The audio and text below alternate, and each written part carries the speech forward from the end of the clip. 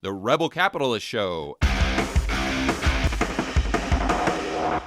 Yeah, first thing I yeah. want to talk about is what you're doing to maximize your freedom and the freedom for your family moving forward. Yeah, it's a complex topic, but let's start with this. So my background, as you know, I grew up in South Africa.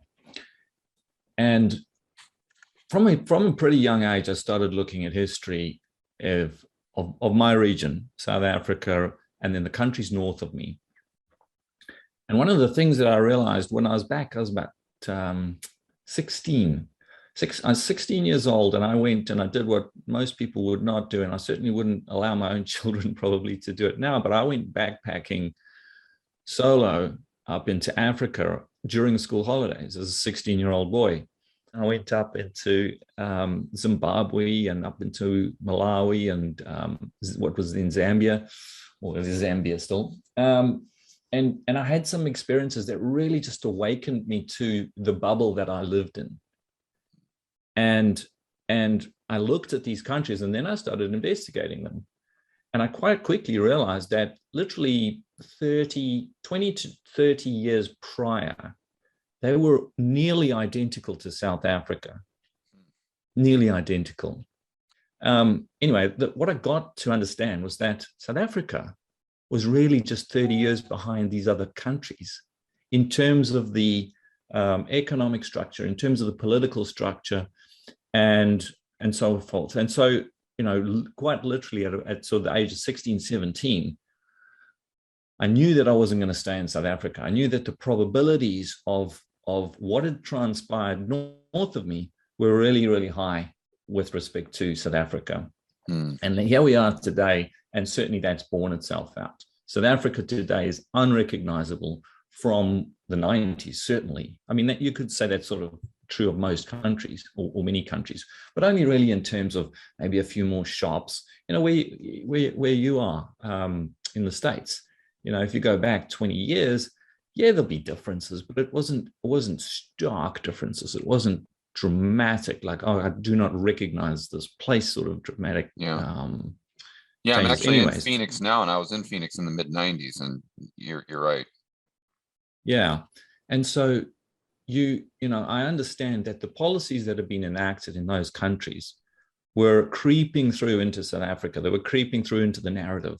And then as soon as sort of 1996 hit, which was when the change of government took over, there was a lot of fear. There was this fear that there would be like a reprisal, and it didn't. It was all very calm. And it was one of the most extraordinary sort of events in history, that you had this transition of power from what was an extraordinary dictatorial power structure of a white government that had ruled over another class, that transitioned that power without bloodshed. That's extraordinary. That doesn't normally happen. And so we had that. And yet I could see, like in the universities, I could see the narrative that was building, and it was this Marxist sort of narrative. And you could see the thought process was very, very similar to that which you'd seen north of the border, in varying degrees and shapes. But you could see it coming, and it was never good, And so when I look at the world today, to answer your question, we have a similar setup, except it's much, much more global. And it's largely centered in socialist liberal democracies, or what used to be democracies, I would suggest. We still term them that. And so this is largely the West. We can bucket it all into the West. And we're seeing varying degrees of that. So we don't have the same degree, but just like we had in South Africa, where I could see the ingredients for what was to come.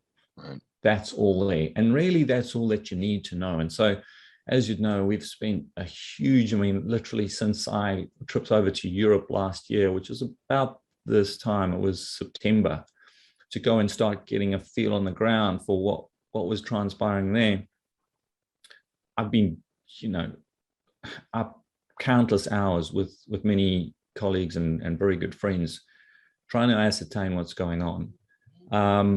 And so largely there is this extraordinary push towards a Marxist economic structure of some description. And I think it'll transpire in different shapes and forms in various countries, because there's always nuances, there's always cultural differences, there's certain economic differences, and so on and so forth. But what you need to know, all that you probably really need to know, is that it's bad. It's not good. It's not going to be productive. It's not going to be enhancing humanity. And so my job has largely been trying to determine where that cancer has less of an ability to take hold. Right. We're actually at this point where within the Western world there's been varying degrees of bad, right? And so you could have left, say, France, when you go back to when Hollande was in power, and he instituted, I think it was about an 80% tax on millionaires, on people who were earning over $1 million a year, or €1 million it might have been. And what happened, of course, was just the wealthy people just left. They went, well, you know, why would I give up 80% of my hard-earned money if, you know, to stay here? It doesn't make any sense. And so they stopped bringing in, you know, building businesses, and they took their capital and their personal selves out. And a lot of them went to Hong Kong. There was a huge influx. Hong Kong, for example, suddenly got this big French enclave. And so capital goes to where it can be treated best. And then, of course, that policy was reversed subsequently. But the point is that within that Western structure, it's all been going the wrong way, just to varying degrees. And so for capitalists like you and I, what we have often been doing is just bouncing around within that cage, you know, within the construct of that cage, right?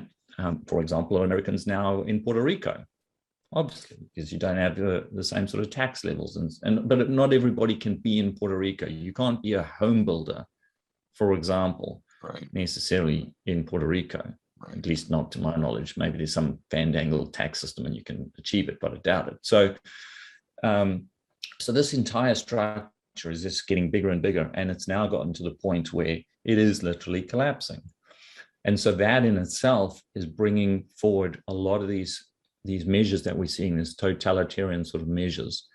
And so you asked the question of what is it that I'm doing? Apart from, I think one of the core things has been to, as best as possible, really understand what's happening at a macro level. Because every 80 odd years, this is what we go through. We go through a massive restructuring of the world. If George, if you and I were sitting in 1939, surveying the scenery, could we have determined what the world would look like in 1945? No way. It would be pretty difficult, pretty difficult.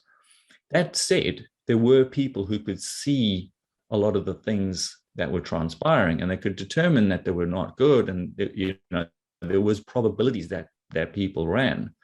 For example, there were people who left and went to South America, which incidentally landed up being probably the best place that you could go to for the duration of that decade. Right, right.